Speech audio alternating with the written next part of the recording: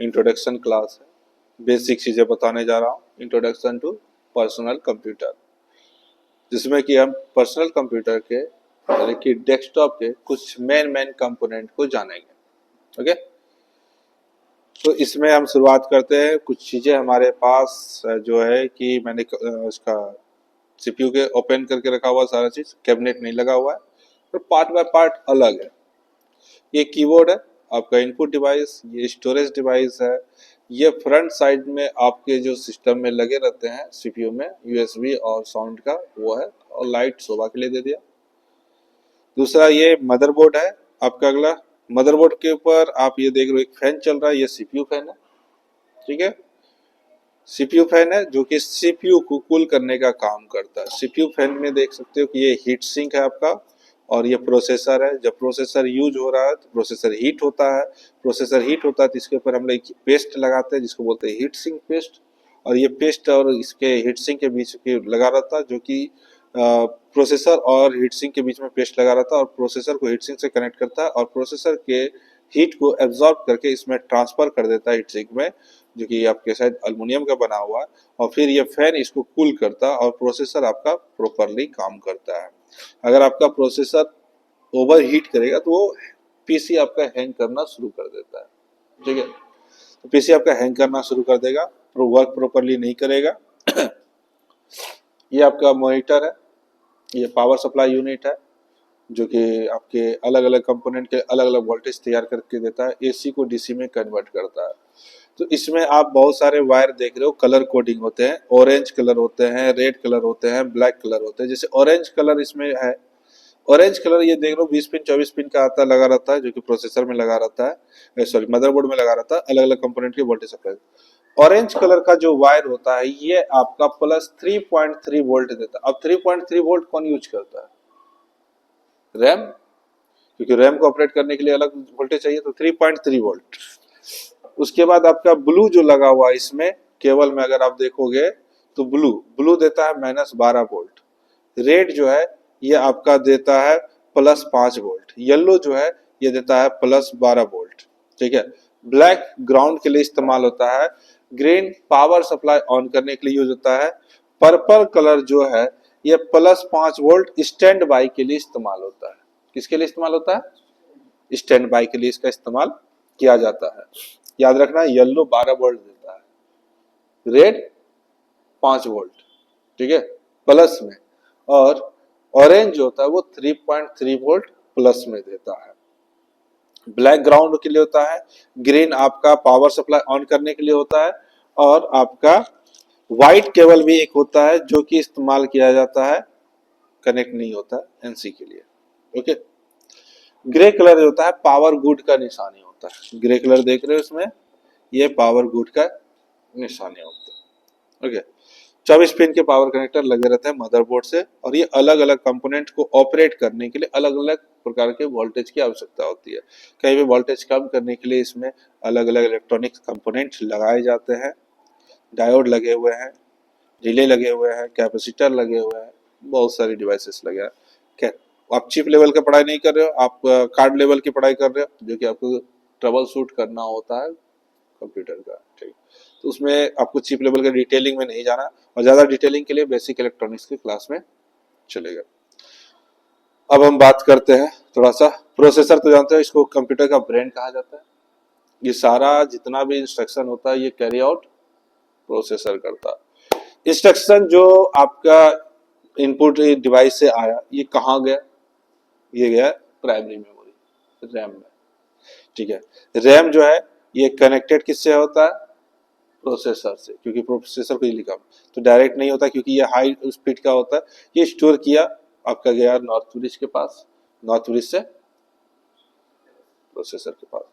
जितने भी slow processing का है आपका ये वाया मीडिया से कनेक्ट हो रहा है। साउथ ब्रिज स्लो प्रोसेसिंग वाले जितने भी डिवाइसेस हैं उन सब का जो डेटा, क्योंकि प्रोसेसर की स्पीड ज्यादा होती है तो ये इंतजार नहीं कर सकता हमारे इनपुट का इंस्ट्रक्शन या हमारे काम का। या फिर प्रिंटर जैसे प्रिंट कर रहा है तो प्रिंटर को कंट्रोल कौन कर रहा है? South bridge. कौन कर रहा है? South bridge. North bridge high speed, जैसे कि आपका डिस्प्ले ये आपका फ्रीक्वेंटली चलते रहता है, ठीक है। तो साउथ ब्रिज आपका करेगा किसको, हाई स्पीड प्रोसेसिंग को, जिससे कि आपको डिस्प्ले दिखाना हो।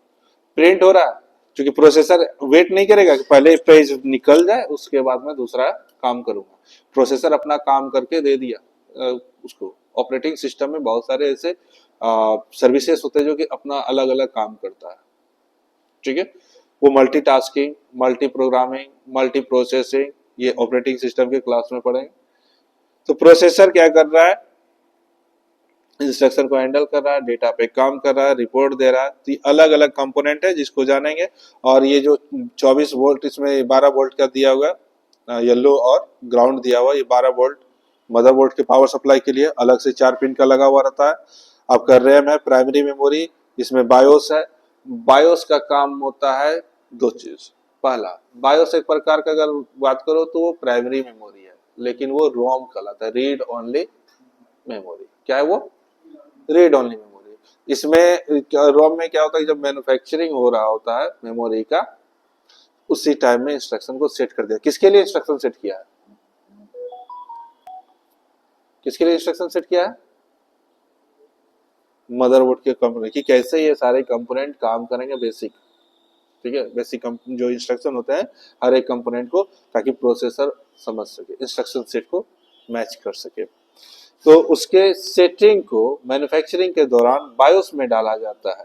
अब बायोस में डेट टाइम को प्रॉपरली मेंटेन करने के लिए जो भी आप सेटिंग अपने हिसाब से चेंज करते हो, उसको मेंटेन करने के लिए उसको पावर सप्लाई की जरूरत होती है, जो कि सीमोस बैटरी के द्वारा दिया जाता है, सीमोस बैटरी के लिए। अब बायोस का आपको जो पासवर्ड है वो स्टोर कर दिया, लॉक कर दिया, पिन कर दिया, भूल गए तो आपको हटाना है, तो बायोस का बैटरी खोल के फ्लैश मार दो, आपका पासवर्ड इरेज हो जाता है। Okay. यहाँ जो आप कनेक्टर देख रहे हो, ये साटा कनेक्टर है और ये पाटा कनेक्टर है। दोनों में अंतर क्या है, ये पैरेलल अटैचमेंट है, ये सीरियल अटैचमेंट है। इसमें आपका केबल लगा रहता था, पहले के जितने भी सिस्टम आते थे वो पैरेलल अटैचमेंट के साथ होते थे, जिसमें कि आपका आता था मास्टर और स्लैब करके, ठीक है। मास्टर और स्लैब आते थे, एक प्राइमरी हार्ड डिस्क होता था, एक सेकेंडरी हार्ड डिस्क होता था स्टोरेज बढ़ाने के लिए। अभी ज्यादातर इसमें साटा लगा दिया जाता है, कोई भी प्राइमरी हो जाए, 4 पिन का 4 साटा पोर्ट दिया हुआ, 4 हार्ड डिस्क को कनेक्ट कर सकते हो आप, एसएसडी को भी कनेक्ट कर सकते हो, एसएसडी लगा सकते हो, और भी अलग डिवाइसेस आप सीडी डीवीडी ड्राइव भी लगा सकते हो, उसको कनेक्ट होते हो, तो इससे आपका कनेक्ट होता है। AGP slot, accelerated graphic port, ठीक है, और पीसीआई स्लॉट, पेरिफेरल, क्या बोलेंगे, peripheral component interface, express, inter, E for express होता है। पीसीआई स्लॉट, इसमें आपको क्या करना है, इसमें आप अलग अलग डिवाइसेस एक्सटेंड करना हो, फॉर एग्जांपल कि आपको यूएसबी बढ़ाना हो, अलग से कोई आपको वाईफाई कार्ड लगाना हो, लैन कार्ड लगाना हो, तो आपको एक्सटेंड करना हो, इसकी क्षमता को बढ़ानी हो, सिस्टम में कुछ बेहतर करना, तो आपको पीसीआई स्लॉट का इस्तेमाल करना होता है। और अगर आप ग्राफिक्स कार्ड का इस्तेमाल करना चाहते हो, ग्राफिक्स बेहतर करना चाहते हो, तो आप एजीपी स्लॉट में ग्राफिक्स कार्ड को लगा सकते हो। ओके। तो रैम प्राइमरी मेमोरी, इसको टेम्पोररी मेमोरी भी कहते हैं। ये वोलाटाइल है कि नॉन वोलाटाइल, वोलाटाइल। रोम आपका, रोम और रैम दोनों प्राइमरी मेमोरी है, बट देखो रैम में कुछ प्रॉब्लम होता है, इसको यहाँ पे इशू जो है शुरू कर देता है थोड़ा सा। देखो ये आ रहा ना, ये डिस्प्ले के से रिगार्डिंग इशू जो होता है वो रैम से होता है। रैम क्यों ऐसा हो रहा है, प्रॉपरली रैम कनेक्ट नहीं किया है। चलो चलते हुए मैं खोल देता हूँ। अभी देखो सिस्टम तो ऑन है। ये बेसिकली ये प्रॉब्लम किसकी वजह से आता है, नो डिस्प्ले, ठीक है। ये लो पूरा चल रहा है, ऑन भी नहीं होगा। इसको ऑफ करते हैं।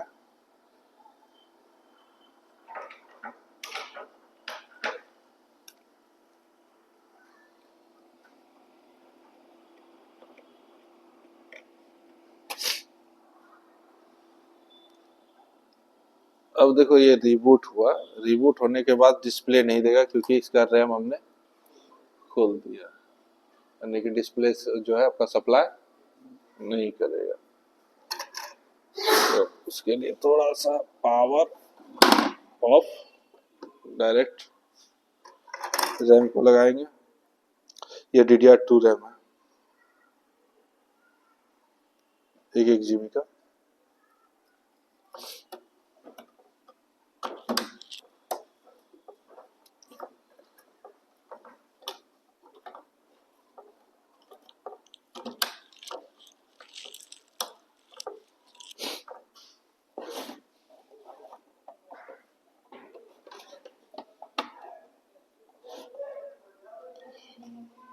और यहाँ पे हम ऑन करने जा रहे हैं। ऑन हो गया, पावर ऑन, इधर बटन है आपका, और देखते हैं। चलिए,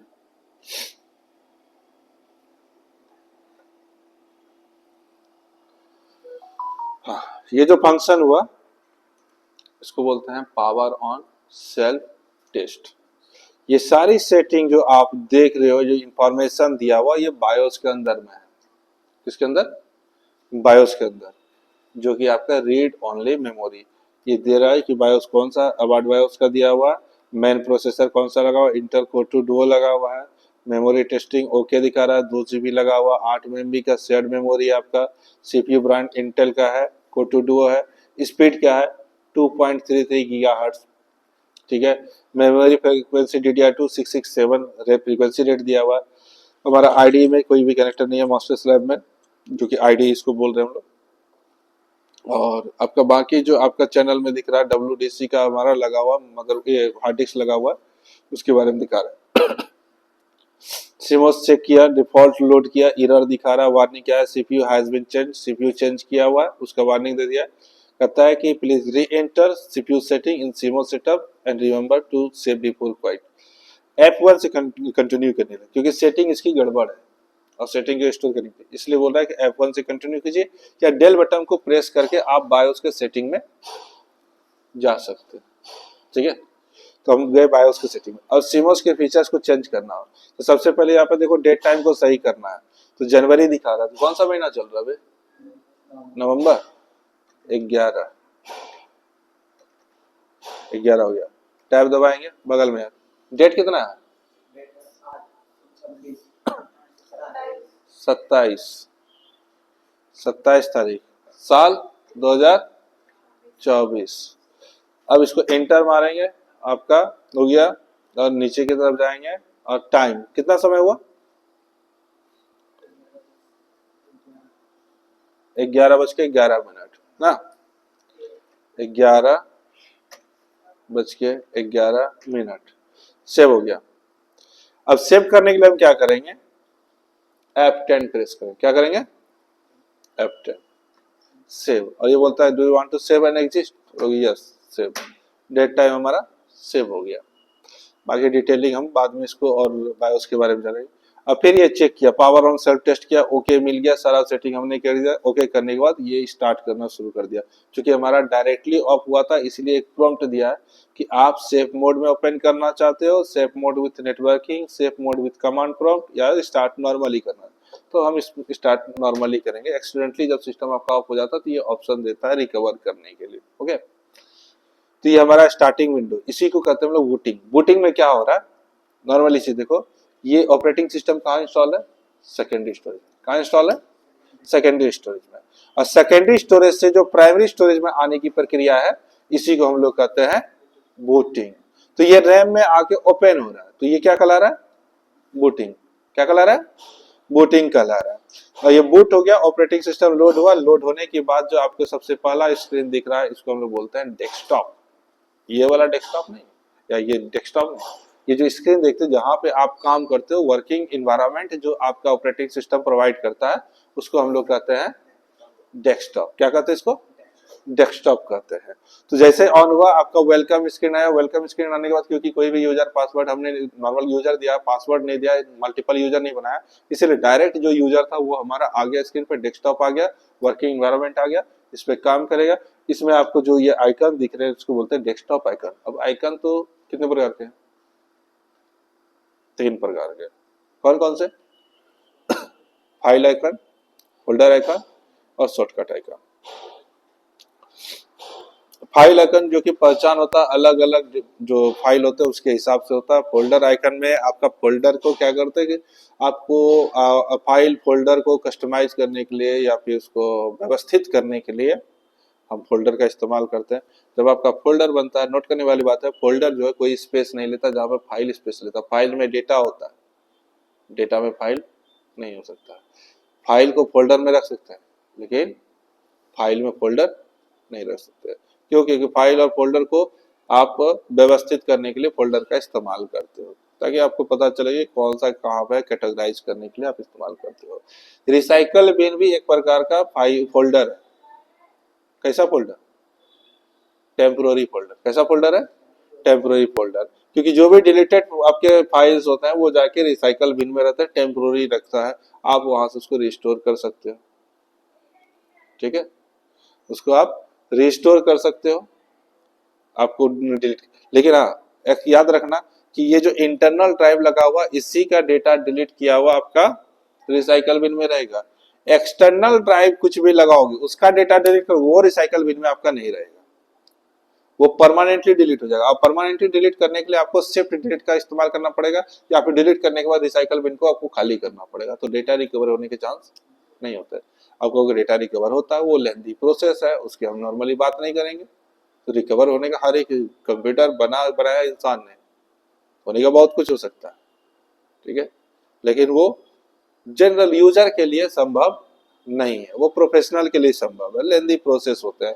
तो आप प्रोसेसर आपको ये चीज सीखना पड़ेगा कि डेटा बैकअप कैसे लेते हैं, क्योंकि आप एक हार्डवेयर इंजीनियर का काम करोगे, हार्डवेयर टेक्नीशियन का काम करोगे, आप आईटी सपोर्ट इंजीनियर का काम करोगे, आप नेटवर्क सपोर्ट इंजीनियर का काम करोगे, सिस्टम एडमिनिस्ट्रेटर का काम करोगे, सर्वर एडमिनिस्ट्रेटर का काम करोगे, तो आपको बैकअप लेना सबसे इंपॉर्टेंट होता है। बैकअप लेना आना चाहिए, डेटा को सुरक्षित रखना आना चाहिए, सबसे इंपॉर्टेंट जो पहलू होते हैं वो है आपके, ठीक है, क्योंकि आप सर्विस देने जा रहे हो यूजर को, ताकि यूजर प्रॉपरली काम कर सके, यूजर प्रॉपरली काम कर सके, उसके काम को में करने में कोई भी परेशानियां ना हो। आपका बेसिकली काम है कि जितने भी आईटी के डिवाइसेस हैं, हार्डवेयर में हो या सॉफ्टवेयर हो या फिर आपका ऑपरेटिंग सिस्टम या फिर आपको कोई desktop, laptop, printer, WiFi, network devices, इन सबको स्मूथली आपको देखना है वो प्रॉपर काम करे, और जो उस पर काम कर रहे हैं, जो काम कर रहे हैं अपना, उनको डिस्टरबेंस ना हो। इसलिए आपका बेसिक काम है यूजर को सपोर्ट करना, ठीक है, और सपोर्ट करने के लिए आपके पास डीप नॉलेज होना जरूरी है, क्योंकि आप प्रॉब्लम को सॉल्व करने जा रहे हो, किसी के प्रॉब्लम को सॉल्व करने जा रहे हो, तो प्रॉब्लम को सॉल्व करने के लिए आपके पास प्रॉब्लम सॉल्व करने की स्किल होनी जरूरी है। जैसे कोई यूजर आ गया, बोला कि देखो मेरा सिस्टम ऑन नहीं हो रहा, पावर ऑन हो रहा, सारा चीज डिस्प्ले नहीं होता। अभी आपने देखा कि डिस्प्ले ऑन ना होने के पीछे का कारण क्या है? रैम। और भी हो सकता है कि VGA केबल खुल गया, तो भी नहीं। बहुत सारे ऐसे यूजर मिलेंगे, सारा चीज ऑन कर लिया, परेशान कर दिया, मालूम चला कि मॉनिटर का जो है पावर बटन ही ऑन नहीं किया।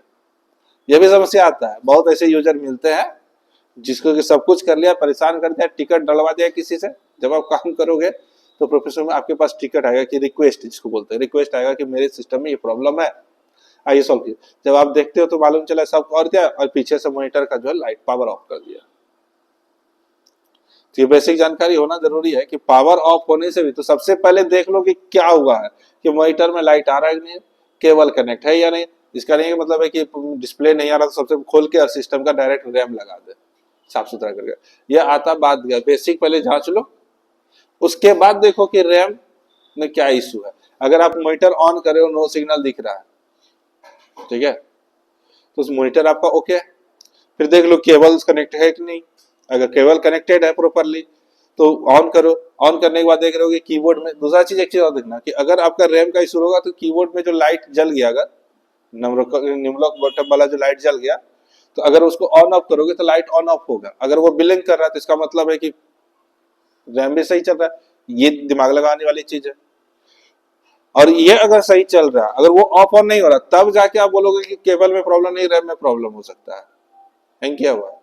लेकिन अगर ये ऑन ऑफ हो रहा है तो डिस्प्ले आएगा, तो डिस्प्ले नहीं आने के पीछे तब वहां पे देखोगे केबल का प्रॉब्लम, कहीं केबल में तो प्रॉब्लम नहीं है, और केबल अगर सही है और वो आपका ऑन ऑफ नहीं हो रहा, इसका मतलब आपका रैम में इशू है।